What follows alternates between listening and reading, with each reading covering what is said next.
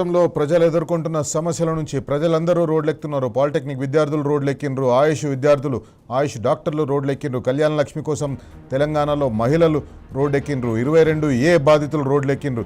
22A అనేది రాష్ట్రంలో ఒక పెద్ద సమస్య. ముఖ్యమంత్రి రేవంత్ రెడ్డి, పొంగులేటి శ్రీనివాసరెడ్డి ఇద్దరు కలిసి కూడబలుక్కొని 22A లిస్టును తయారు చేసి 22Aలో విలువైన భూములను పెట్టి, ప్రైవేట్ భూములను, ప్రభుత్వ భూములను, అసైన్డ్ భూములను పెట్టి బేరసారాలకు దిగుతున్నారు. వీటన్నింటి నుంచి ప్రజలను తప్పుదారి పట్టిస్తేందుకు, ప్రజలను డైవర్ట్ చేసేందుకు కాంగ్రెస్ పార్టీ వాళ్ళ అంతర్గత విభేదాలను తెర మీదకి తీసుకొచ్చి దాని మీద చర్చించుకునేటట్టుగా చేస్తుంది. వివేకానంద్ గౌడ్ గారు మనతో ఉన్నారు. వివేకానంద్ గౌడ్ గారు నమస్తే అండి. నమస్తే అండి. మనం చూస్తున్నాం Congress party is master of diversion politics, MDP, master in diversion politics Congress party. ఈరోజు ప్రజలందరూ రాష్ట్రంలో అల్లకల్లోలంగా ఉంది. ప్రజలందరూ రోడ్ల మీదకి వస్తున్నారు. 22A పెద్ద సమస్యగా ఉంది, పాలిటెక్నిక్ విద్యార్థులు పెద్ద సమస్యగా ఉంది, వాళ్ళది నిరుద్యోగుల సమస్యగా ఉంది, ఉద్యోగుల సమస్య ఉంది. ఇవన్నీ పట్టనట్టుగా ఈరోజు పార్టీతో సంబంధం లేని కొండా సుస్మిత ఏదో వ్యాఖ్యలు చేసిందని కొండా సురేఖకు నోటీసులు ఇచ్చి అటెన్షన్ డైవర్షన్ చేస్తుంది. ఈ అటెన్షన్ డైవర్షన్ పార్టీ అంతర్గత విభేదాలను కూడా రాష్ట్రంలో పరిపాలనను పక్కన పెట్టేసి ప్రజా సమస్యలను పట్టించుకోకుండా ఉండేలా కాంగ్రెస్ పార్టీ చేస్తుంది. ఏమంటారు? తప్పకుండా శైలేందర్ గారు, ఈ రాష్ట్రంలో కుక్కలు చింపిన విస్తరా అయిన పరిస్థితి కనపడుతున్నది. మొదటి నుండి కూడా ప్రజలు కేసీఆర్ గారు చెప్తూనే ఉన్నారు. ఎన్నికలుగా ముందు కూడా కాంగ్రెస్ నమ్మి అధికారం చేతులు పెడితే అయోమయ్యే పరిస్థితి, రాష్ట్రం అంతా కూడా ఆగమగమయ్యే పరిస్థితి వస్తుందని చెప్పిన మాట ఈరోజు నిజమవుతా ఉన్నది.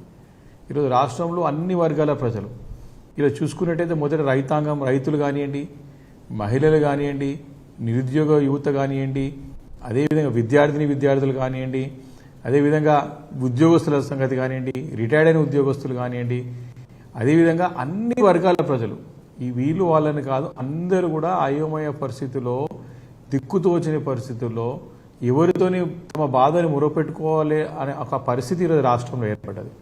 ఈరోజు స్పష్టంగా కేసీఆర్ గారు లేని లోటు వారు ముఖ్యమంత్రిగా ఉన్నప్పుడు అన్ని వర్గాల ప్రజలతో పాటు అందరినీ కూడా సమానంగా చూసి చక్కగా పరిపాలన అందించి రాష్ట్రాన్ని ముందు తీసుకుపోయినటువంటి పరిస్థితి మనం చూసాం. కానీ ఈరోజు పరిస్థితులు, కాంగ్రెస్ పార్టీ అధికారంకి వచ్చి దాదాపు 3 సంవత్సరాల దగ్గరగా వస్తుంది.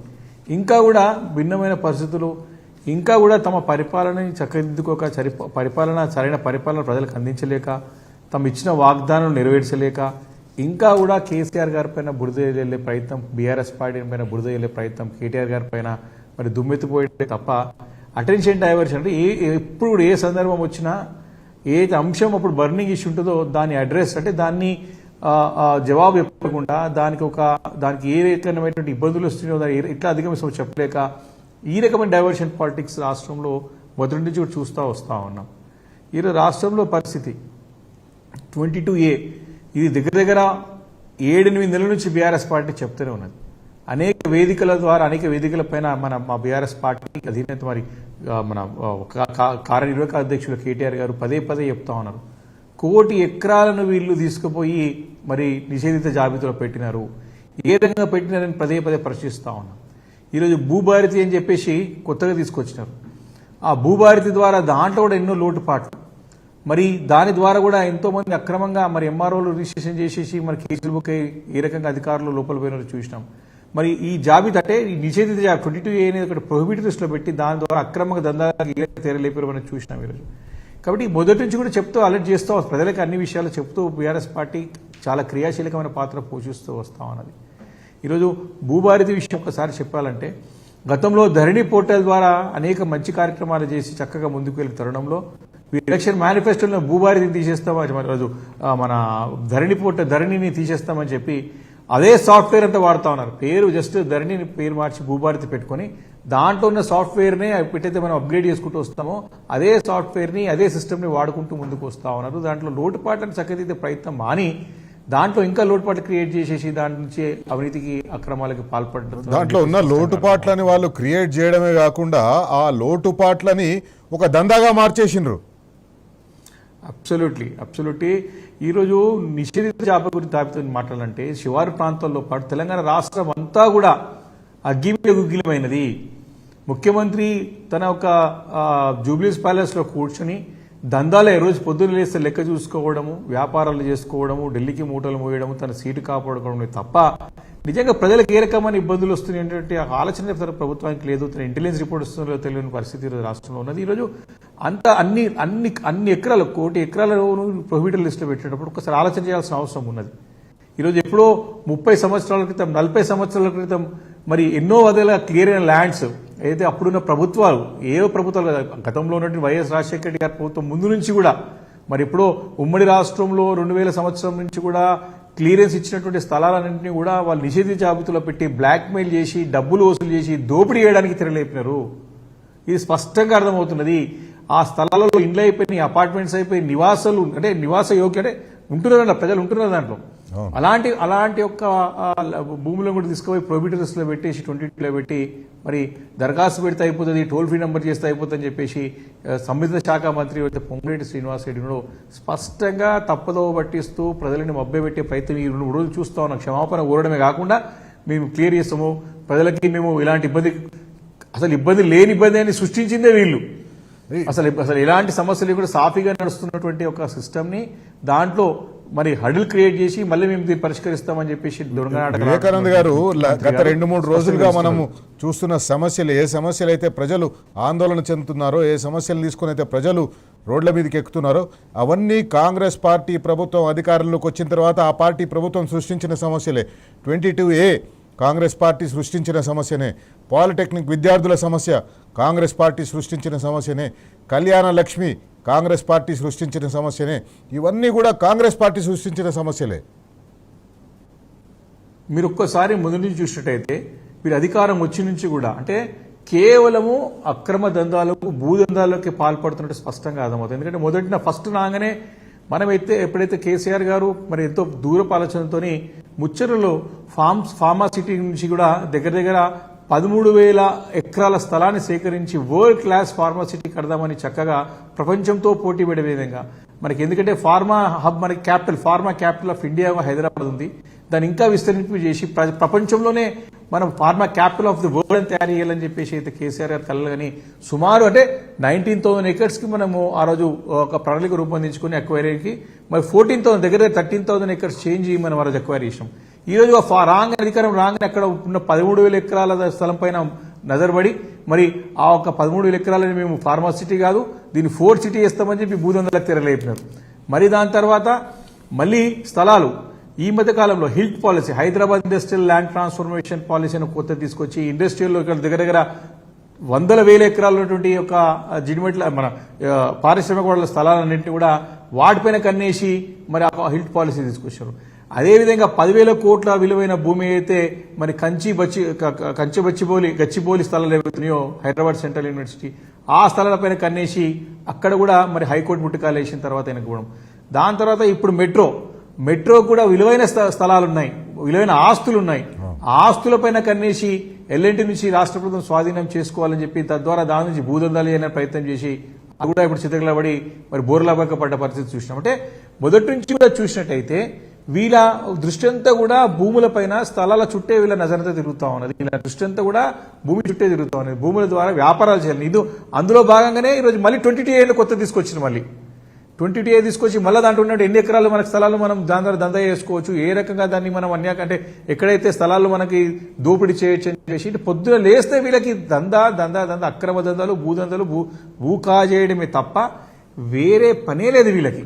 ప్రజల సమస్యలను పట్టించుకోవాల్సింది పోయి కాంగ్రెస్ పార్టీ మొదటి నుంచి కూడా ప్రజల సమస్యలు అసలు వాళ్ళు కేవలం దందాలు చేసేందుకోసం, కేవలం భూములను సంపాదించేందుకోసం, కేవలం కమిషన్లు తీసుకుంటందుకోసమే అధికారంలోకి వచ్చినట్టుగా కనిపిస్తుంది స్పష్టంగా. దీంతో పాటు ఈరోజు చూసినట్టయితే రైతులకి మనం చూసినట్టయితే మనం ఆ రోజు మంచి నాణ్యమైనటువంటి విద్యుత్ సరఫరాతో పాటు 24 గంటలు ఉచిత విద్యుత్ రైతులకు అందించినట్టు ఘనత మరి ఆ రోజు కేసీఆర్ గారికి మా బీఆర్ఎస్ ప్రభుత్వానికి ఉన్నది. ఈరోజు ఆ పరిస్థితి లేదు. అంతెందుకు ఈరోజు హైదరాబాద్ నగరంలో కూడా శివర్ ప్రాంతాల్లో కానివ్వండి, పారిశ్రామిక ఇండస్ట్రీస్కి సరైనటువంటి క్వాలిటీ కరెంట్ ఇలాంటి పరిస్థితి ఈరోజు రాష్ట్రంలో ఏర్పడుతున్నది. ఈరోజు సరైనటువంటి విద్యుత్ సరఫరా లేదు, తాగునీరు, సాగునీరు లేదు, రైతులకి సరైన సమయంలో విత్తనాలు లేవు, వారికి యూరియా లేదు, వారు కష్టపడి పండిస్తే కొనుగోలు చేయడానికి ప్రభుత్వ యంత్రాంగం అంతా కూడా విఫలమైపోయింది. కొన్ని అరకొర ధాన్యాలకి డబ్బులు లేని పరిస్థితి. మళ్ళీ ఎన్నో వాగ్దానాలు దేవుడెరుగు. వారు కొత్తగా ఇచ్చినటువంటి 100 రోజులు, 6 గ్యారెంటీలు, 13 డిక్లరేషన్లు, 420 ప్రామిసెస్ దేవుడెరుగు.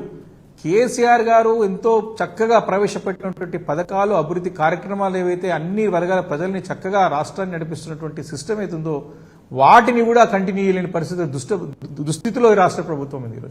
ఈరోజు ఎన్ని డిస్కంటిన్యూ అండి.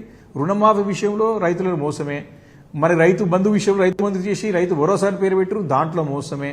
ఈరోజు అన్నిట్లో కూడా మోసానికి పాల్పడుతూ మళ్ళీ దాని అబద్ధాల ప్రచారం, మళ్ళీ దాన్ని కప్పుపించుకోవడానికి మళ్ళా బీఆర్ఎస్ పార్టీ పైన దుమ్మెత్తిపోయడం, కేసీఆర్ గారి పైన బురద జల్లడం తప్ప వారు పనులు చేయలేక విఫలమైపోయి విఫలాన్ని అంటే కనపడకుండా చూడడానికి మా పైన బురద జల్లడం, రివర్స్ అటాక్ చేయడం.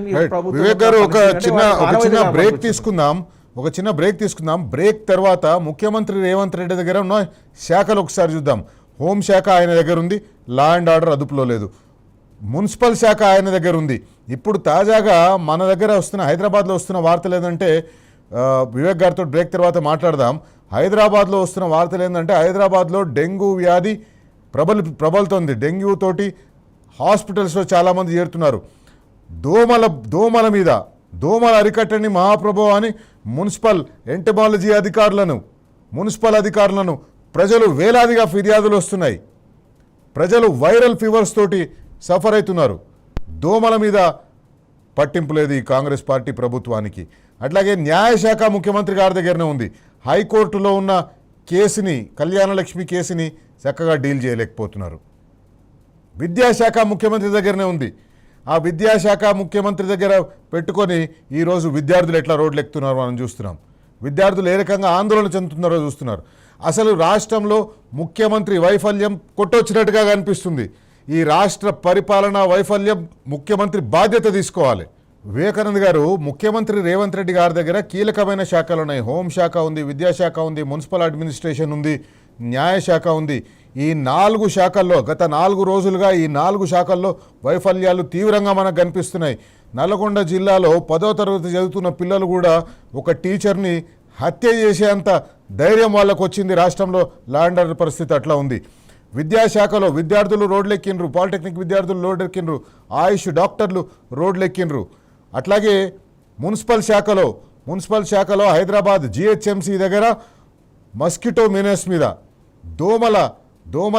దోమల మీద కొన్ని వందలాది కంప్లైంట్లు వచ్చినాయని చెప్పేసి ఈరోజు మనకు తెలుస్తున్నది. హైదరాబాద్లో డెంగీతో చాలామంది సఫర్ అవుతున్నారు. డెంగీ వ్యాధి వల్ల చాలామంది మంచాన పడుతున్నారు, హాస్పిటల్లో చేరుతున్నారని వస్తుంది. న్యాయశాఖ ఆయన దగ్గరనే ఉంది.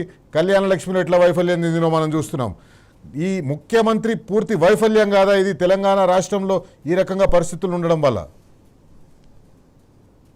ఈరోజు రాష్ట్రంలో ఒక్కసారి స్పష్టంగా చూసినట్టయితే ముఖ్యమంత్రి రేవంత్ రెడ్డి గారు పాలన గాలికి వదిలేసినాడు. ఆయన శాఖలతో పాటు మిగతా శాఖల పైన పూర్తిగా పట్టు కోల్పోయినాడు. ఈరోజు ఒక్కటే కాదు, హత్య ఉదంతమే కాదు, మొన్న జరిగినటువంటి మరి ఒక నల్గొండలో ఉన్న ప్రిన్సిపల్ గారు ఏదైతే 10వ తరగతి విద్యార్థులు హత్య చేసినట్టు చూసాం. అంతకుముందు కూడా చాలా సందర్భాలలో లా అండ్ ఆర్డర్ అనేది పూర్తిగా చేదాటిపోయినది. వారికి అదుపులు లేదు. వారి యొక్క అక్రమాలు, అన్యాయాలు ఏ రకంగానైతే రేవంత్ రెడ్డి గారి కుటుంబ సభ్యులు జరుగుతున్నాడు, దోపిడీలో డైరెక్ట్గా పోలీసులు నిర్వీర్యం చేసి ఏ రకమైనటువంటి వ్యవహార శైలి ప్రదర్శిస్తూ చూస్తూ ఉన్నాం. ఈరోజు అంతేకాకుండా వారి యొక్క శాఖలు ఎప్పుడు కూడా వాటిపైన మనము ఒక సమీక్షించిన సందర్భం చూడలేదు. నేరుగా వారికి జరుగుతున్నటువంటి కింద లోటే అసెంబ్లీ వేదిక పైన కూడా ఇప్పుడు చర్చలో భాగస్వామ్యం చేసింది లేదు. వారు చెప్తే వినేటువంటి పరిస్థితుల్లో లేరు. వాళ్ళు జరిగే వాస్తవాలను తెలుసుకునే పరిస్థితుల్లో లేరు. వాళ్ళు కేవలం గాలిలో తిరగడం, గాలిలో రావడం, గాలిలో పోవడం, గాలిలో తిరగడమే తప్ప, గాలి పాలనే తప్ప సరైన పరిపాలన అందించలేకపోతున్నారు ముఖ్యమంత్రి రేవంత్ రెడ్డి గారు. చూస్తా ఉన్నాం కదా, ఇప్పటికి 75 సార్లు ఢిల్లీ టూర్ కొట్టిండు తప్ప, ఇప్పుడు మళ్ళీ విదేశీ పర్యటన అని చెప్పేసి ముందుకు పోయిండు తప్ప, ఈ యొక్క శాఖల పైన పూర్తి అసలు పట్టు కాదు కదా, పూర్తిగా దాన్ని గాలికి వదిలేసినాడు. అధికారులకు వదిలిపెడితే అధికారులు ఏం చేస్తారు? ముఖ్యమంత్రి స్థాయిలో ఎప్పటికప్పుడు మంత్రి అనేవారు సమీక్షించుకుంటూ వారిని చక్కదిద్ది వారికి సహాయ సహకారం అందించు ప్రభుత్వం వెనుకుండి అధికారికి చెప్తే అధికారి ఫాలో అవుతారు తప్ప అధికారికి చేతికి అప్పేసి మొత్తం నువ్వే చూసుకో అని చెప్పేసి గాలికి వదిలేయడం అనేది ఆనవాయితీగా వచ్చింది. 3.5 సంవత్సరాల నుంచి చూస్తా ఉన్నాం. మున్సిపల్ శాఖ అయితే మీరు చెప్తున్నట్టు హైదరాబాద్ నగరంలో దోమల పెడత కాదు అన్ని కూడా నిర్వీర్యం అయిపోయినాయి.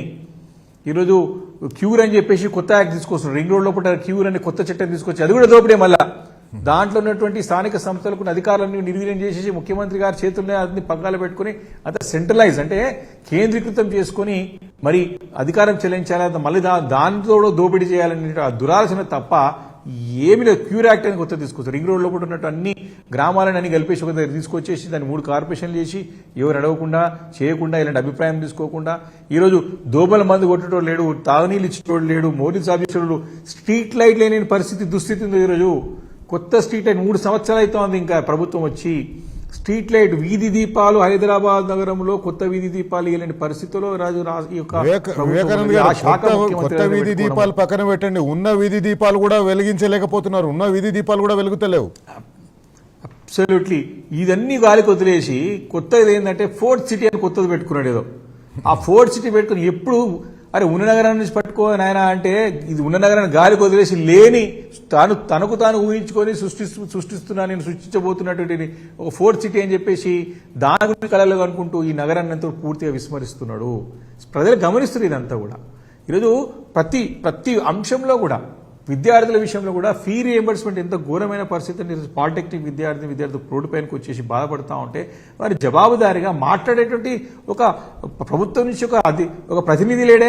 ఈరోజు ఏ విషయమైనా సరే దానిపైన అర్థం చేసుకుని దాన్ని సమీక్షించి దాన్ని పునరాలోచన చేసి దాన్ని ఏ రకంగా వాడు ముందుకు పోతే బాగుంటుందని చెప్పి ఆలోచన పరిస్థితి లేదు రాష్ట్రంలో. ఈరోజు ఫీ రియంబర్స్మెంట్ విషయంలో చూసినట్టయితే ఎంత దారుణమైన పరిస్థితి. ఫీ రీయింబర్స్మెంట్ డబ్బులు అంటే అసలు అవినీతికి అయితే అదుపు లేదు.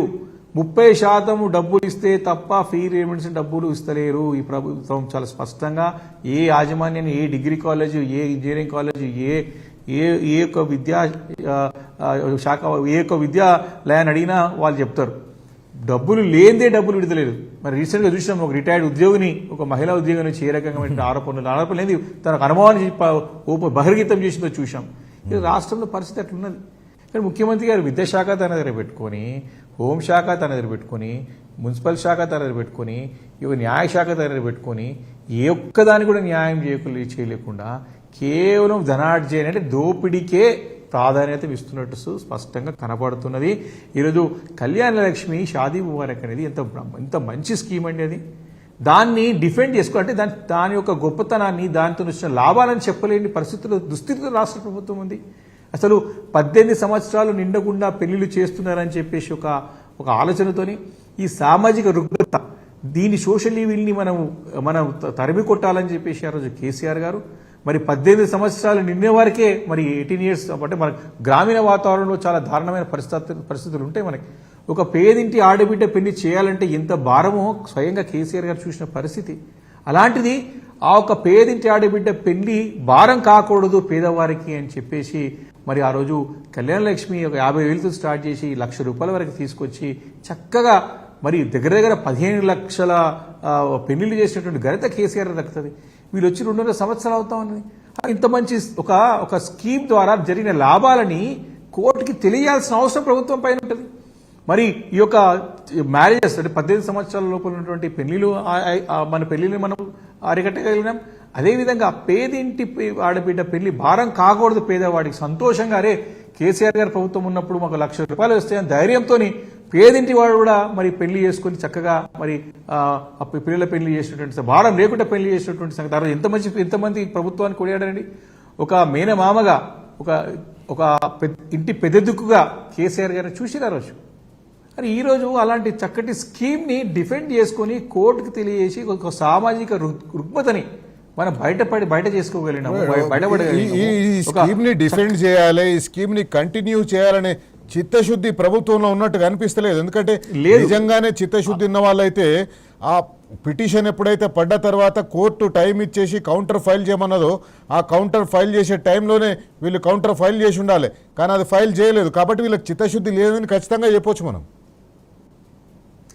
వాళ్ళకి చిత్తశుద్ధి లేదు. వాళ్ళకి ఒకటే ఉంది, కాంగ్రెస్ ప్రభుత్వంలో ముఖ్యమంత్రి గారితో పాటు వారి ముఠా అందరూ కూడా ఈ స్కీములన్నీ ఆగిపోవాలి, ఏమున్నా ఈ ప్రభుత్వ డబ్బులన్నీ కూడా కాంట్రాక్టుల డబ్బులు లాక్కోవాలి, డబ్బులు మూడలు వేసుకోవాలి తప్ప అసలు వేరే ఆలోచన లేదు. ప్రభుత్వం ఎప్పుడు అయిపోతే బాగుంటుందా అని చూస్తామని ప్రభుత్వం ఈ రైతు బంధు ఎందుకు వేయాలని ఆలోచన చేస్తారు.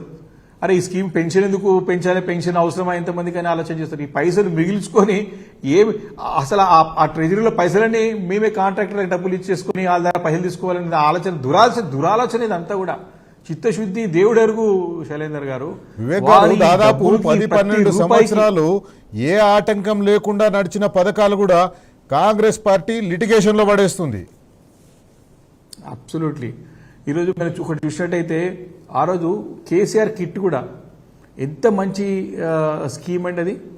ఒక పేదింటి ఆడబిడ్డకి ఒక కొడుకు పుడితే 12,000 రూపాయలు, ఆడబిడ్డ పుడితే 13,000 రూపాయలు ఇచ్చినటువంటి ఘనత రోజు కేసీఆర్ గారికి బీఆర్ఎస్ ప్రభుత్వం దక్కింది ఆ రోజు. ఎందుకంటే డైలీ వేజెస్ వేసుకునేటువంటి ఎందుకంటే చాలా మంది పని చేసుకునేటువంటి పరిస్థితుల్లో ఆలుమొగులు అంటే భార్యాభర్తలు ఇద్దరు కూలీ నాలి చేసుకుని బ్రతికేటువంటి కుటుంబాలకు ఆసరగా అండగా ఆ స్కీమ్ అనిపించింది.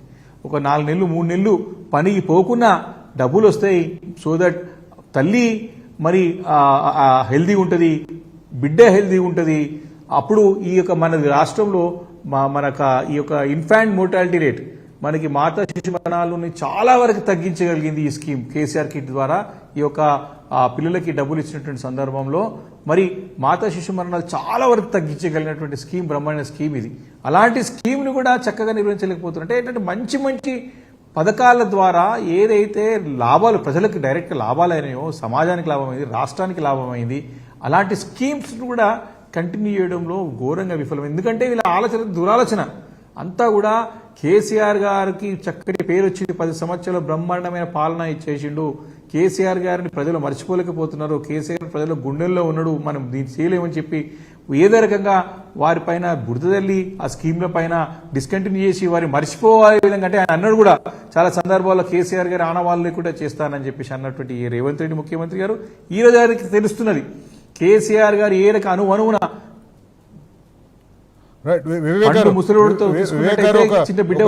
చిన్న బ్రేక్ తీసుకుందాం. బ్రేక్ తీసుకున్న తర్వాత ఈ కాంగ్రెస్ పార్టీ వాళ్ళ అంతర్గత కుమ్ములాటల వల్ల, వాటాల పంపకాల్లో వచ్చిన తేడాల వల్ల ప్రజలను గాలికి వదిలేసి వాటిని పరిష్కరించే మార్గంలో వాళ్ళు పయనిస్తున్నారు. వివేక్ గారు, ఈ కాంగ్రెస్ పార్టీలో జరుగుతున్న డ్రామాను మీరు చూస్తూ ఉండింటారు. కాంగ్రెస్ పార్టీలో కొండా సురేఖ గారికి షోకాజ్ నోటీస్ ఇచ్చింది. ఎందుకంటే ఆమె కూతురు ఏదో కామెంట్ చేసింది కదా అని చెప్పేసి ఆమెకు షోకాజ్ నోటీస్ ఇచ్చిండ్రు.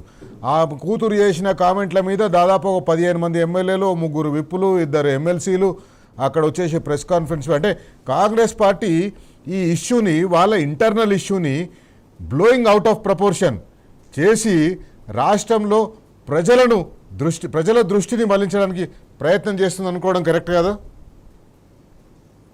100% శైలేందర్ గారు. డైవర్షన్ పాలిటిక్స్కి కాంగ్రెస్కి పెట్టిన అంటే వెన్నుతో పెట్టిన ఉద్యమాలకి ఒకటి ముఖ్యంగా ఈరోజు రాష్ట్రంలో చూసినట్టయితే సరే కాంగ్రెస్ పార్టీ ముఖ్యమంత్రి గారితో పాటు పొంగులేటి శ్రీనివాసరెడ్డి గారు అవినీతిని పదే ప్రశ్నిస్తూ ఉన్నారు. ప్రజలందరూ కూడా సొంత పార్టీ ఎమ్మెల్యేలు కానీ సొంత పార్టీ నాయకులు కానివ్వండి వారు కూడా అంతర్గతంగా చాలా ఆరోపణలు చేస్తున్న పరిస్థితి పెరుగుతుంది. కాబట్టి వారిపైన తీవ్రమైన ఆరోపణలు కాదు ఆధారాలతో పాటు పొంగులేటి శ్రీనివాసరెడ్డి గారి యొక్క అక్రమ మైనింగ్, అక్రమ కషర్లు, రాఘవ కన్స్ట్రక్షన్ చేస్తున్నటువంటి అక్రమాలపైన మరి అసెంబ్లీ వేదికగా ఆధారాలతో పాటు బీఆర్ఎస్ పార్టీ ఆ రోజు డిప్యూటీ గవర్నర్ హరీష్ రావు గారు మరి బయటపెట్టినటువంటి పరిస్థితి చెప్తున్నాయి ఈరోజు.